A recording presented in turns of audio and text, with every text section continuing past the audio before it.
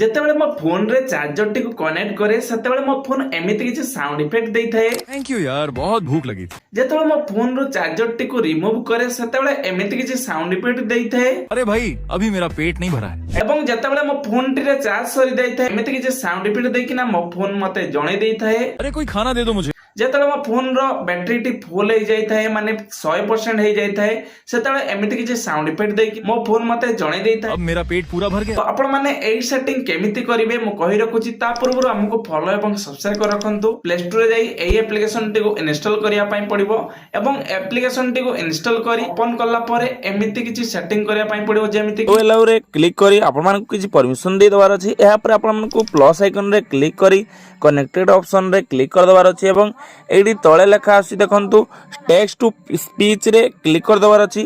এইটি আপনার কଣ লেখিবার ଅଛି ଯେମିତିକି ଆପଣଙ୍କ ମୋବାଇଲ ଫୋନରେ ଚାର୍ଜିଂ ପିନ୍ଟି କନେକ୍ଟ କଲା ପରେ ଯାହା କହିବ ସେଇଆ ହିଁ ଲେଖିବେ। ଯେମିତିକି ମୁଁ ଲେଖିଦେଉଛି ଦେନ୍ ଏହାପରେ ଆପଣଙ୍କୁ ସେଭ୍ କରିଦେବାର ଅଛି। ଦେନ୍ ସେଭ୍ କଲା ପରେ ପୁଣି ଥରେ ଆପଣଙ୍କୁ ପ୍ଲସ୍ ଆଇକନରେ କ୍ଲିକ୍ କରି ଏଇଠି ଡିସକନେକ୍ଟେଡ୍ ଅପସନରେ ଆପଣମାନେ ଆପଣଙ୍କ ମୋବାଇଲ ଫୋନରୁ ଚାର୍ଜିଂ ପିନ୍ଟିକୁ ଡିସକନେକ୍ଟ ହେଲା ପରେ ଯାହା ବି କହିବା ପାଇଁ ଚାହୁଁଛନ୍ତି ସେଇଟା ଆପଣ ଏଇଠି ଲେଖିନେବେ। ପୁଣି ଥରେ ସେଭ୍ କରିନେବେ। ସେମିତି ଭାବରେ ଫୁଲ୍ ବ୍ୟାଟେରୀରେ ଏବଂ ଲୋ ବ୍ୟାଟେରୀରେ ଗୋଟେ ଗୋଟେ ଅପସନରେ ଆପଣ ସେଇଭଳି କିଛି କରିନେବେ। ତ ଲାଷ୍ଟରେ କହି ରଖିବି ଆପଣମାନଙ୍କୁ ଯଦି ଭିଡିଓଟି ଭଲ ଲାଗିଥାଏ ଭିଡିଓଟିକୁ ରିପୋଷ୍ଟ କରିବା ସହିତ ଲାଇକ୍ କରି ଆପଣମାନଙ୍କ ସାଙ୍ଗସାଥି ସହିତ ସେୟାର କରିଦିଅନ୍ତୁ।